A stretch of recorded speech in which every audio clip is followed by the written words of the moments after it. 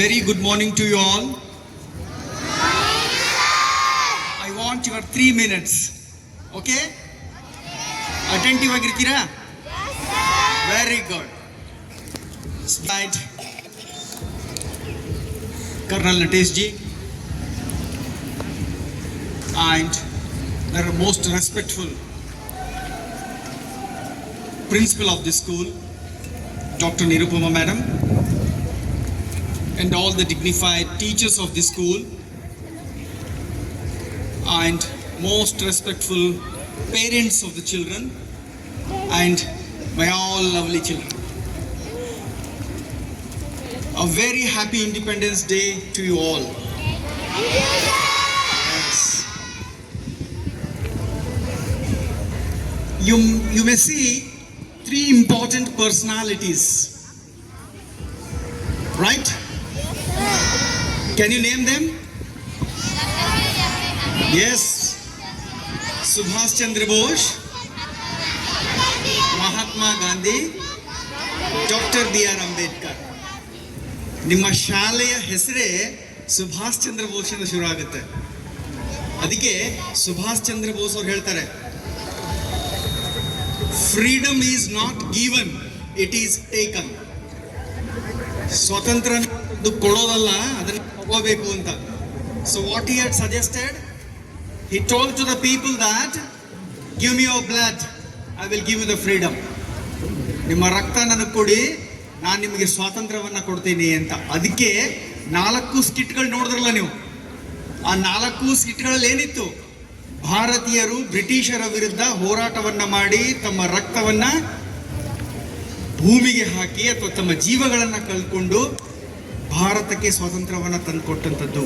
So that is the idea of Subhash Chandra Bose. We have to get it. Then second important personality, Mahatma Gandhi. It is exactly opposite to that. Mahatma Gandhi ji ಹೇಳಿದ್ರು, no violence. It's all about peace and love. ಸ್ವಾತಂತ್ರ್ಯ ಪಡ್ಕೊಳ್ಳುವಂತ ಅಸ್ತ್ರವೇ ಸತ್ಯಾಗ್ರಹ ಅಂತ ಹೇಳಿದ್ರು. Actually I urge the teachers that we have to teach how to do satyagraha to the younger generation. 4 ಸ್ಕಿಟ್ಗಳಲ್ಲಿ ಬರೀ violent ಇತ್ತು, S, ಆದರೆ ಭಾರತ ಸ್ವತಂತ್ರ ಆಗಿರೋದು ಬರೀ ವೈಲೆನ್ಸ್ ಇಂದ ಅಲ್ಲ.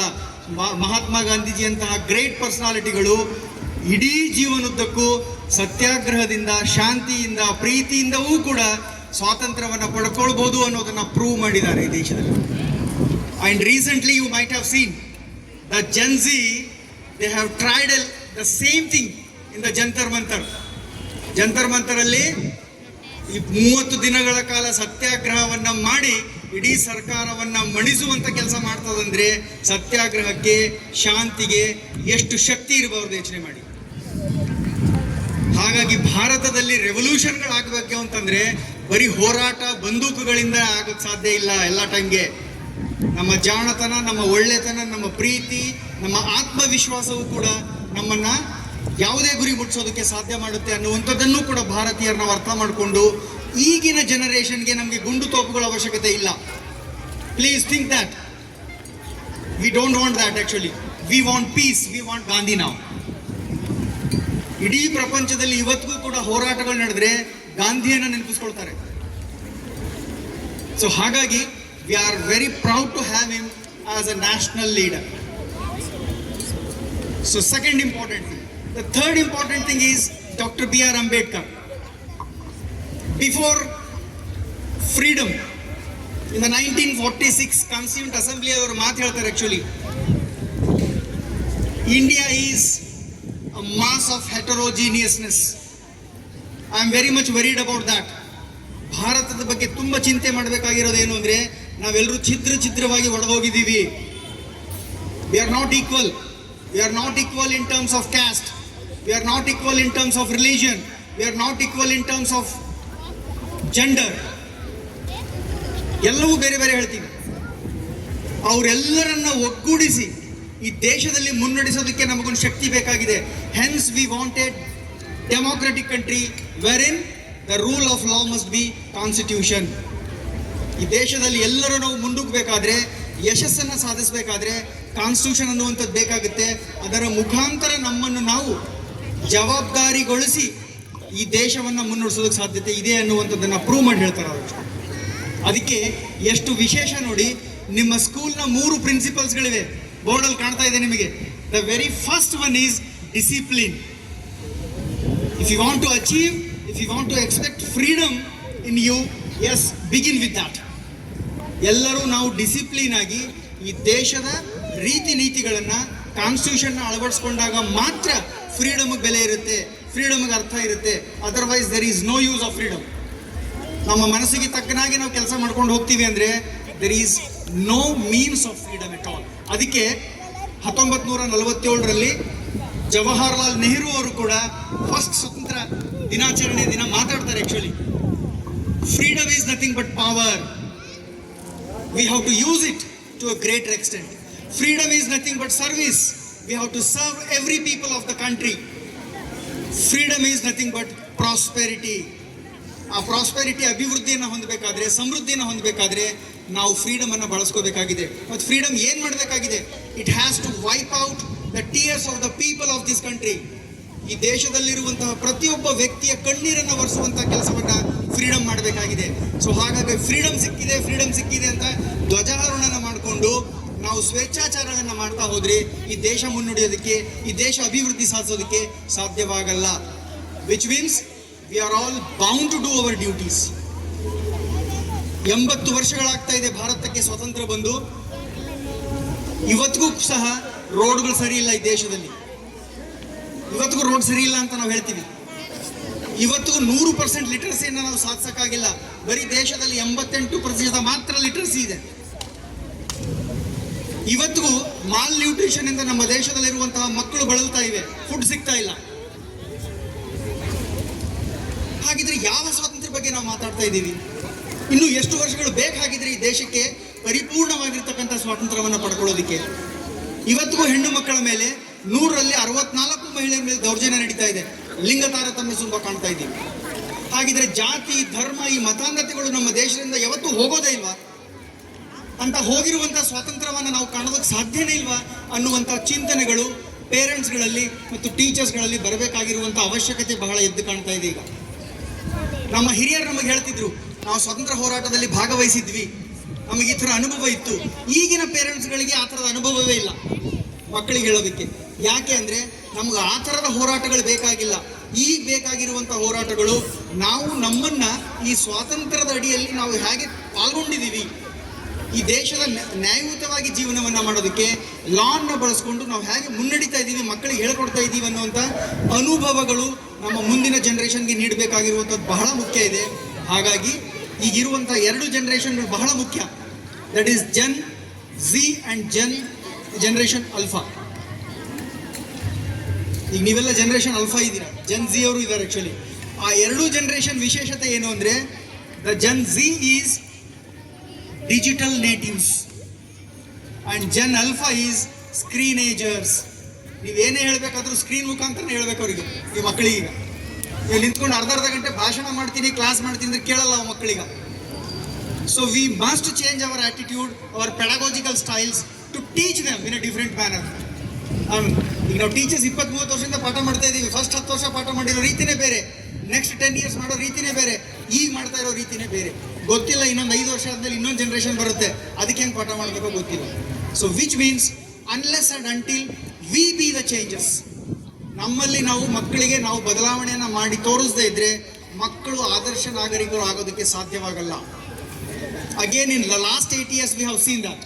ಬರೀ ಹೇಳು, no use at all. What we have done, the next generation will see it, adapt it and follow it. So ಹಾಗಾಗಿ ನಾವು ಈ ಬದಲಾವಣೆಯಲ್ಲಿ ನಮ್ಮ ಪಾತ್ರವನ್ನು ನಿರ್ವಹಿಸದೇ ಇದ್ದರೆ, ನಮ್ಮ ಮನೆಯಲ್ಲಿ ಮಕ್ಕಳಿಗೆ ಪೇರೆಂಟ್ಸ್ಗಳು ವಿಶೇಷವಾಗಿ ನ್ಯಾಯಯುತವಾಗಿರೋದನ್ನು ಕಲಿಸ್ಕೊಡಿ. ಈ ದೇಶದ ರೂಲನ್ನು ಹೇಳ್ಕೊಡಿ. 3 ಜನ ಬೈಕಲ್ಲಿ ಕೂತ್ಕೊಂಡು ಹೋಗಬಾರ್ದು ಅನ್ನೋದನ್ನ ಹೇಳ್ಕೊಡಿ. ನೀವು ಆ್ಯಕ್ಚುಲಿ ಕಾರಲ್ಲಿ ಕೂತ್ಕೊಂಡಾಗ ಸೀಟ್ ಬೆಲ್ಟ್ ಹಾಕೊಳ್ಳದೆ ನಾನು ಕೂತ್ಕೊಳ್ಳೋದು ಅನ್ನೋದನ್ನ ಹೇಳ್ಕೊಡಿ ಮಕ್ಕಳಿಗೆ. ಆವಾಗ ಮಕ್ಕಳು ಕಲಿತವೆ. That is what freedom is, that is what the day of independence is.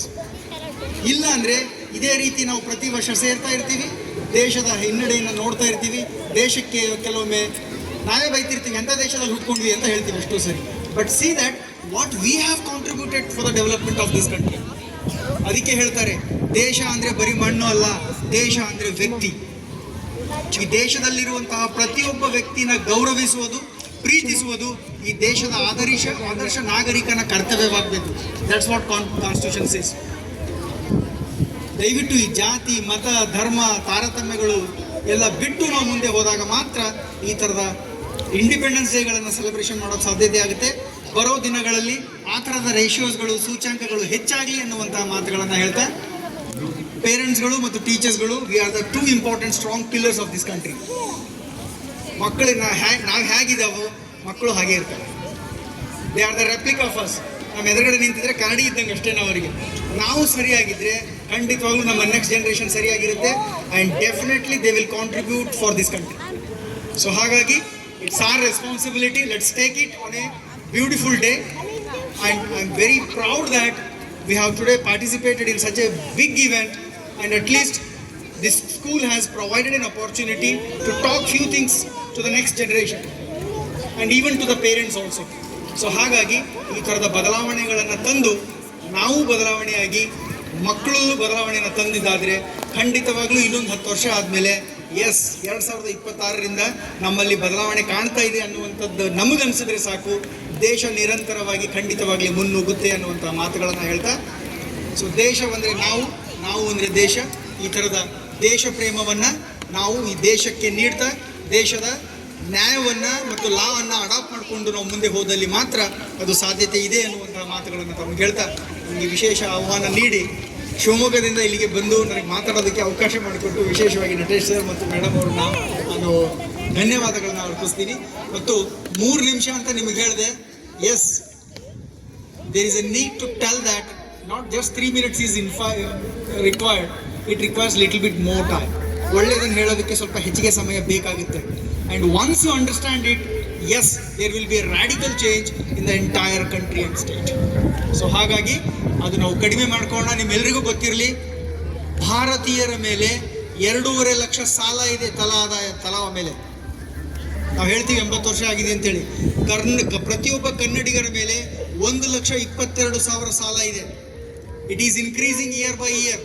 ಹಾಗಾಗಿ ಅವೆಲ್ಲವುಗಳನ್ನು ಕಡಿಮೆ ಮಾಡ್ಕೊಳ್ಳೋಣ, ದೇಶ ಪ್ರೇಮವನ್ನು ಒಳ್ಳೆಯದರಲ್ಲಿ ತೋರಿಸಿ ಆದರ್ಶ ನಾಗರಿಕರಾಗೋಣ ಅನ್ನುವಂತಹ ಮಾತುಗಳನ್ನು ಹೇಳ್ತಾ ಅವಕಾಶಕ್ಕಾಗಿ ಮತ್ತೊಮ್ಮೆ ಧನ್ಯವಾದಗಳು ತಿಳಿಸ್ತಾ, and I'm really proud that this school is really doing exceedingly well, because I could hear the views of parents and students. And a special thanks to Natesh sir and madam for running this show in a very beautiful and very dedicated manner. I wish the school do a lot of great things in the future also, and it will expect a lot of good citizens for this country. Thank you very much.